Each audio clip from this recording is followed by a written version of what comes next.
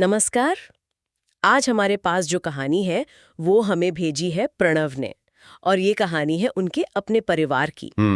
ये घटनाएं पश्चिम बंगाल के मिदनीपुर के पास एक गांव में 1995 से 1997 के बीच घटी थी। और ये कोई सुनी सुनाई बात नहीं है, ये एक सच्ची आप बीती है। बिल्कुल। कहानी का जो मुख्य पात्र है वो है प्रणव के चाचा दीप।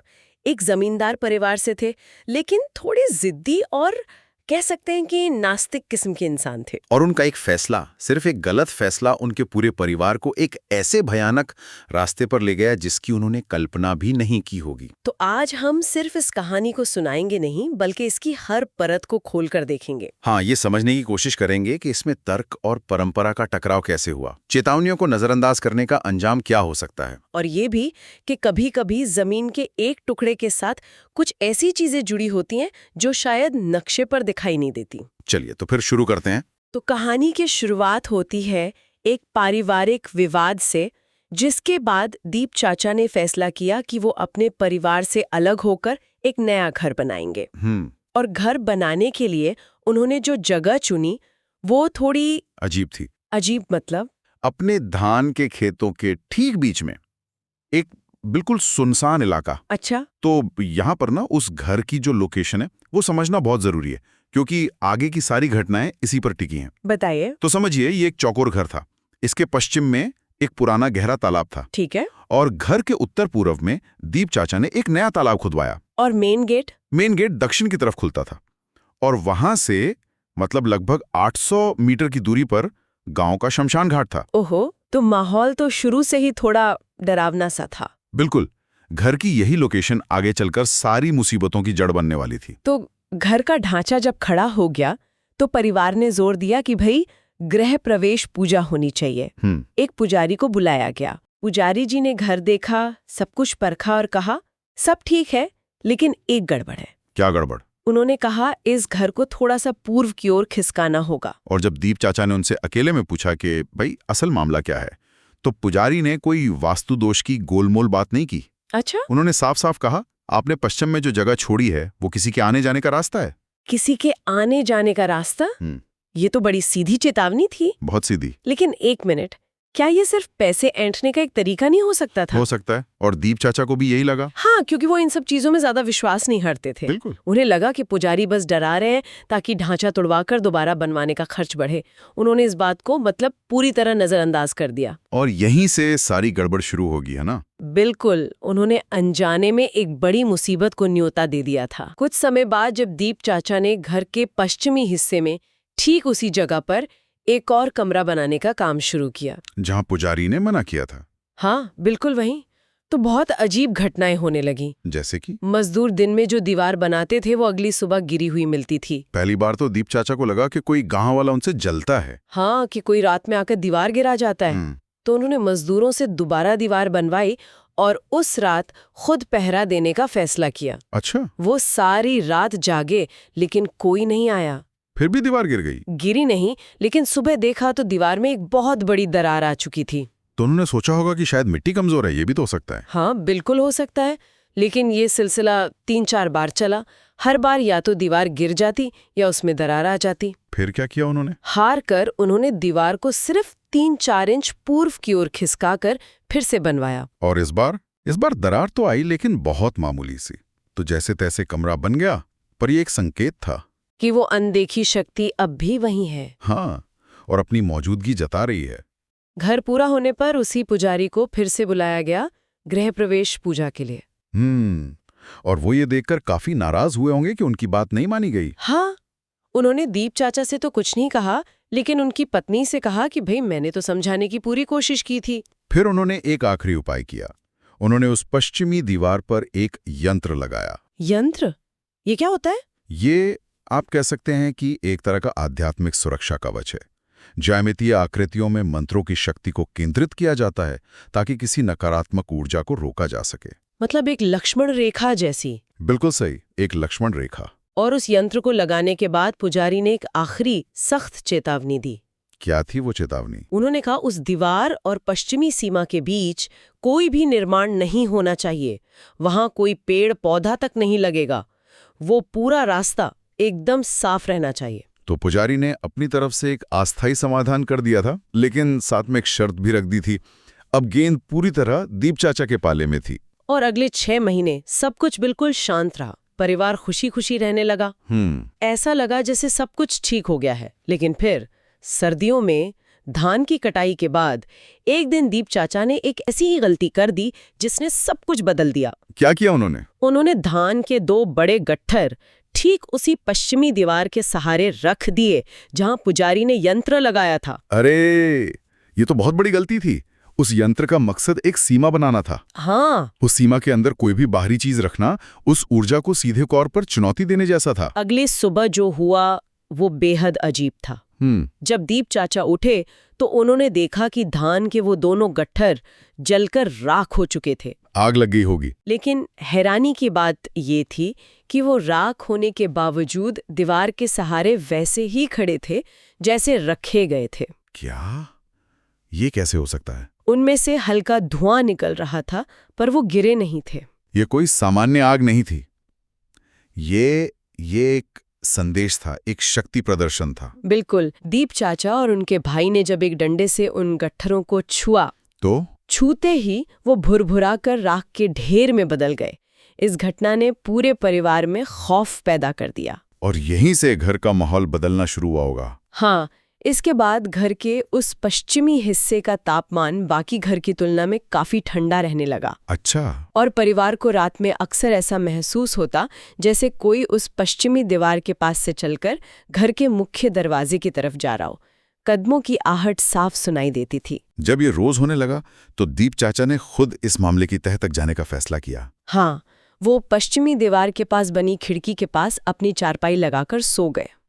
देर रात लगभग 12:15 बजे अचानक ठंड बहुत ज्यादा बढ़ गई और फिर उन्हें किसी के पैरों को घिसकर चलने की आवाज सुनाई दी। उन्होंने खिड़की से बाहर देखा तो एक बूढ़ी औरत को अपने घर के मुख्य दरवाजे की तरफ जाते हुए पाया। उन्होंने आवाज दी, कौन है? कहाँ जा रही हो? लेकिन उस औरत ने कोई जवाब नहीं दिया। वो बस चलती रही। अगली रात फिर वही हुआ। इस बार जब दीप चाचा ने उसे टोका, कौन हो तुम और मेरे घर के पास क्या कर रही हो, तो वो रुकी। हाँ। और पीछे मुड़ी। कहानी के मुताबिक उसका रूप बेहद डरावना था। उसने गीली साड़ी पहनी थी जैसे अभी अभी तालाब से निकली हो। और उसके पूरे शरीर से मछली की बहुत तेज गंध आ रही थी। मछली की गंध, ये ब्यौरा उस जलचर की मान्यता से हूबहू मेल खाता है जिसकी हमने शुरू में बात की थी। सही बात है। वो कुछ सेकंड्स तक दीप चाचा को घूरती रही और फिर बिना कुछ कहे चुपचाप चली गई। इस मुलाकात का असर दीप चाचा पर बहुत बुरा हुआ। उन्हें तेज बुखार हो गया और वो अक्सर बीमार रहने लगे। इसके बाद तो जैसे पूरे परिवार पर मुसीबतों का पहाड़ टूट पड़ा। हाँ, खेती बर्बाद हो गई, व्यापार ठप हो गया, बच्चों की सेहत भी लगातार खराब रहने लगी। घर में एक अजीब सी नकारात्मकता छा गई थी। परेशान होकर दीप चाचा की पत्नी के घर वालों ने कोलकाता के एक तांत्रिक के बारे में बताया। उस तांत्रिक ने घर आकर कुछ अनुष्ठान किया और परिवार के सभी सदस्यों के हाथ में काली माता का एक धागा बांधा और सख्त हिदायत दी कि ये धागा किसी भी हालत में उतारना नहीं है। ये भी एक तरह का सुरक्षा कवच ही था। और इसका असर भी हुआ। हाँ, अगले 3 महीने तक घर में सब कुछ शांत हो गया। वो चीज दिखनी बंद हो गई। लेकिन ये शांति सिर्फ तूफान से पहले की खामोशी थी। बिल्कुल। इसके बाद परिवार पर सबसे बड़ी त्रासदी आई। एक दिन गर्मी में दीप चाचा का बड़ा बेटा, जो 6ठी क्लास में पढ़ता था, स्कूल से आकर बोला कि वो तालाब में नहाने जा रहा है। जो रोज की बात थी। हाँ, रोज की बात थी। लेकिन उस दिन वो वापस नहीं लौटा। ढूंढने पर उसकी लाश तालाब के किनारे मिली। यह घटना अपने आप में बहुत दर्दनाक थी, लेकिन इसका एक और भयानक पहलू था। क्या? हिंदू रीति रिवाजों के अनुसार मृत्यु के बाद 13 दिनों का शोक होता है। हासू तक। इस दौरान परिवार का कोई भी सदस्य भगवान की पूजा नहीं करता या कोई तावीज लॉकेट नहीं पहनता। इसी वजह से सबको हाथ में बंधा वो सुरक्षा धागा उतारना पड़ा। ओह नहीं। और शायद कोई इसी पल का इंतजार कर रहा था। सुरक्षा कवच हटते ही वो शक्ति घर के अंदर घुसने के लिए आजाद हो गई। ये सुनकर ही रोंगटे खड़े हो जाते हैं। बेटी की मौत के तीसरे ही दिन रात में दीप चाचा की बेटी अचानक बिस्तर से उठी। उसने अजीब तरह से अपनी गर्दन घुमाई और दौड़कर उसी पश्चिमी खिड़की के पास चली गई। वहां जाकर उसने जो किया वो किसी बुरे सपने जैसा था। क्या किया उसने? उसने अपने शरीर को उल्टा कर लिया, सिर जमीन पर और पैर ऊपर, और गेट की तरफ घूरते हुए चिल्लाने लगी, इसको भी ले जाऊंगी, इसको भी ले जाऊंगी। ये दृश्य देखकर तो पूरा परिवार सहर गया होगा। वो उसे पकड़ने दौड़े, लेकिन वो किसी के काबू में नहीं आ रही थी। वो उसी उल्टी अवस्था में दौड़कर घर के बाहर बने स्टोर रूम में घुस गई। स्टोर रूम में? हाँ, जहाँ श्राद्ध के लिए तालाब से पकड़कर लाई गई कच्ची मछलियां रखी थीं। उस लड़की ने टोकरी में रखी उन कच्ची मछलियों को खाना शुरू कर दिया। ए भगवान! किसी तरह 6-7 लोगों ने मिलकर उसे पकड़ा। दीप चाचा की माँ ने उसके मुंह में गंगा जल डाला, जिसके बाद वो बेहोश हो गई। लेकिन अगली सुबह वो अपने कमरे से गायब थी। बाद में गांव के एक चरवाहे ने बताया कि उसने लड़की को पास के शमशान घाट में पड़े देखा है। अब तो परिवार पूरी तरह टूट चुका था। हाँ, घर में गीले पैरों के निशान दिखने लगे थे। पश्चिमी दीवार से किसी के रोने की आवाजें आती थीं। जब उस तांत्रिक को दोबारा बुलाया गया तो लड़की ने फिर से आवेश में आकर उसे धमकी दी, ये सब मरने वाले हैं, अगर बीच में आए तो तुम भी मारे जाओगे, यहां से चले जाओ। और तांत्रिक चला गया। हाँ, वो इतना डर गया कि ये कहकर चला गया कि ये मामला अब उसके बस के बाहर है। इसके बाद घटनाएं और तेजी से घटी होंगे। बहुत तेजी से। एक दिन दीप चाचा की पत्नी रसोई में थी तो उनकी बेटी ने पीछे से आकर उनकी साड़ी का पल्लू चूल्हे में फेंक दिया। क्या? आग बुझाने की कोशिश में उनकी पत्नी का एक हाथ बुरी तरह जल गया। और दूसरे बेटे का क्या हुआ? कुछ दिन बाद उसकी तबीयत खराब हुई और पास के एक डॉक्टर ने उसे गलत इंजेक्शन लगा दिया, जिससे उसकी हालत और बिगड़ गई। उसे कोलकाता ले जाना पड़ा। वहाँ प्रणव के पिता यानी दीप के भाई कालीघाट मंदिर गए और वहाँ से प्रसाद लेकर अस्पताल पहुंचे। उन्होंने वो प्रसाद बीमार बच्चे के माथे से लगाया और कहानी के अनुसार इसके 4 दिन बाद वो बच्चा चमत्कारिक रूप से पूरी तरह ठीक हो गया। लेकिन घर की समस्या का समाधान तो अभी भी दूर था। बहुत दूर। आखिरकार किसी ने उन्हें एक धुरी माता के बारे में बताया जो इन चीजों का समाधान करती थी। ये धुरी माताएं या ओझा जो होते हैं, ये स्थानीय मान्यताओं के विशेषज्ञ होते हैं। वो उस इलाके की खास आत्माओं और शक्तियों की प्रकृति को समझते हैं। जब पूरा परिवार उनके पास पहुंचा तो उस बुजुर्ग माता ने उन्हें देखते ही कहा, मुझे पता था कि तुम लोग मेरे पास आओगे। उन्होंने सीधे दीप चाचा की तरफ देखकर कहा, तुम्हारी एक गलती, तुम्हारे हट की वजह से तुम्हारा परिवार तबाह हो गया। धुरी माता ने एक अनुष्ठान के लिए कुछ सामान मंगवाया, 4 काले मुर्गे, मिट्टी के बर्तन और 4 कीलें। और उसी रात वो उनके घर पहुंची। उन्होंने एक लाल कपड़े को दीप चाचा की बेटी के ऊपर से घुमाया और उसे घर के पीछे वाले तालाब में फेंक दिया। और फिर जैसे ही वो कपड़ा तालाब में गिरा, उसमें से सफेद बुलबुले उठने लगे और आसपास तेज ठंडी हवा चलने लगी। ऐसा लगा जैसे तालाब के अंदर से कोई जोर जोर से चीख रहा हो। इसके बाद उन्होंने 4 मुर्गों की बलि दी, उनके खून में उन 4 कीलों को डुबोया और मंत्र पढ़ते हुए उन्हें घर के चारों कोनों में गाड़ दिया। ये क्या था? ये एक बहुत शक्तिशाली अनुष्ठान था जिसे बंधन कहते हैं। मतलब किसी शक्ति को एक सीमा में बांध देना। उन कीलों ने घर के चारों ओर एक ऐसी आध्यात्मिक दीवार खड़ी कर दी जिसे वो जलचर पार नहीं कर सकता था। तो इस सब का मतलब क्या था? वो चीज थी क्या? अनुष्ठान के बाद धुरी माता ने वही समझाया जो पुजारी ने इशारों में कहा था। उन्होंने बताया कि वो चीज एक जोखी थी, जिसे स्थानीय भाषा में जलचर कहते हैं। पानी का जीव? हाँ, एक पानी का जीव जो हर रोज उस तालाब से निकलकर शमशान घाट तक जाता था।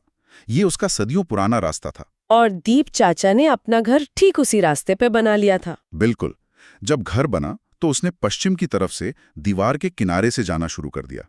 लेकिन जब दीप चाचा ने वहां भी कमरा बना दिया तो उसका रास्ता पूरी तरह बंद हो गया और वो नाराज हो गया। और उसी ने उनके बेटे को तालाब में डुबोया था और उनके पूरे परिवार को तबाह करने की कोशिश कर रहा था। इस घटना ने दीप चाचा को पूरी तरह बदल दिया। जो इंसान कभी भगवान में विश्वास नहीं करता था, उसका भगवान में गहरा विश्वास हो गया। हाँ, उन्होंने पूजा पाठ शुरू कर दिया।